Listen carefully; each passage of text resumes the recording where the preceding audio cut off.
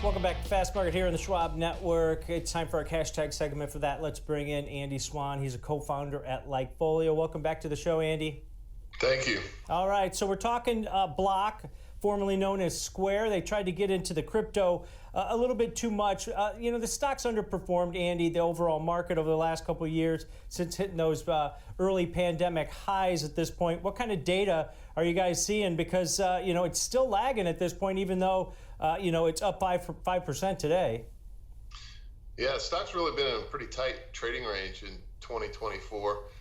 Getting a nice pop today, which takes a little bit of the air out of the balloon in terms of a bullish earnings trade. But look, overall, I think Block is starting to really turn things around, and they needed to. So this is one of those stories where, the company had fallen a little bit behind peers, and now they're starting to catch up. They're streamlining operations.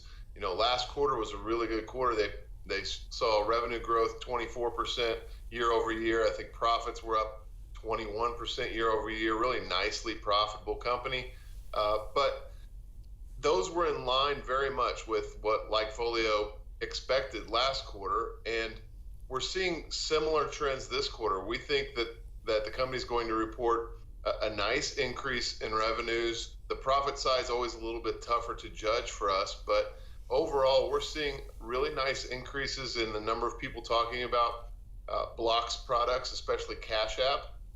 And we're also seeing considerably favorable consumer happiness ratings, especially when compared to Venmo. And so we think Square is performing pretty well. We expect the company to have pretty good numbers here. The only concern I have is that the numbers we're seeing, while really nice year over year, have softened a little bit quarter over quarter. So the pace of acceleration may not be up to what Wall Street expects. But I do think that going into this report, it's going to be a lot about the company's plans to cut its workforce, to streamline operations, to focus on profitability.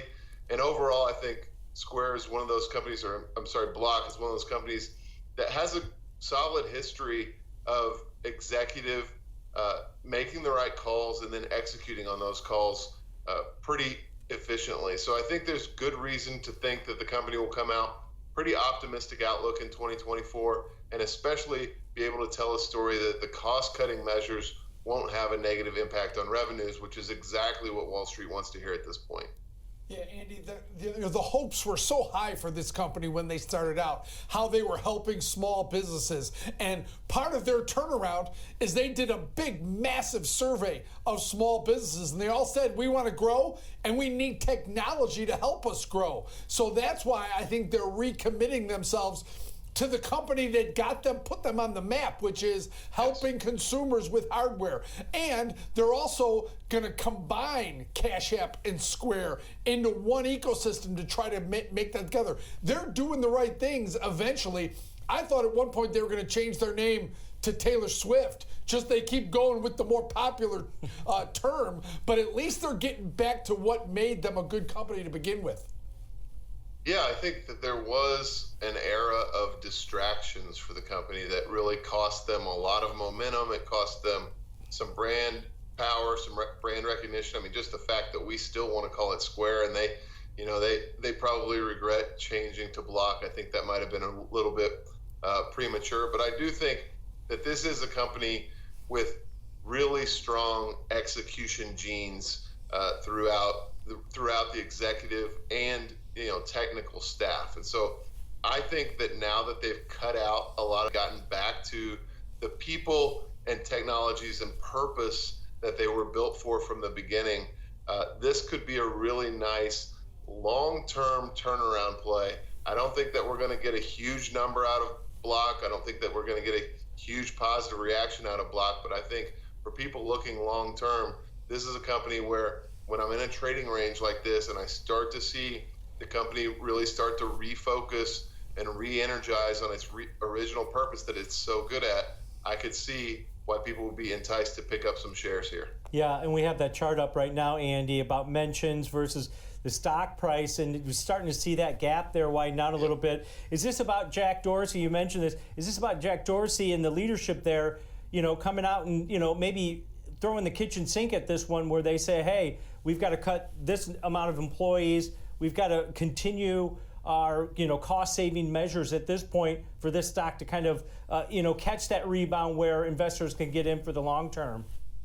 Yeah, I think there's something to that. I also think that there's something to, just looking at what Elon did when he took over Twitter. I think he got rid of 75 or 80% of the staff, if it feels like, and the product actually got better. And so I think when you're Jack Dorsey and you're looking at, Block or Square, and you know that the company's been through a lot of distraction periods over the last 2 or 3 years, you have to know that there's some headcount built into this company that is not contributing to the purpose of the company in a fully directed way, and that can be cut without really impacting the revenues or the vision of the company going out into the future. And so I think that's always a good story to tell.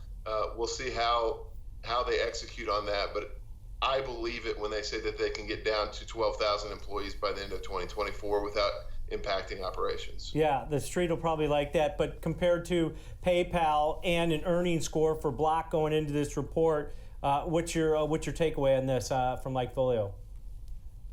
I would say we would have been bullish going into this, but the 5% move today kind of takes that out of consideration for us.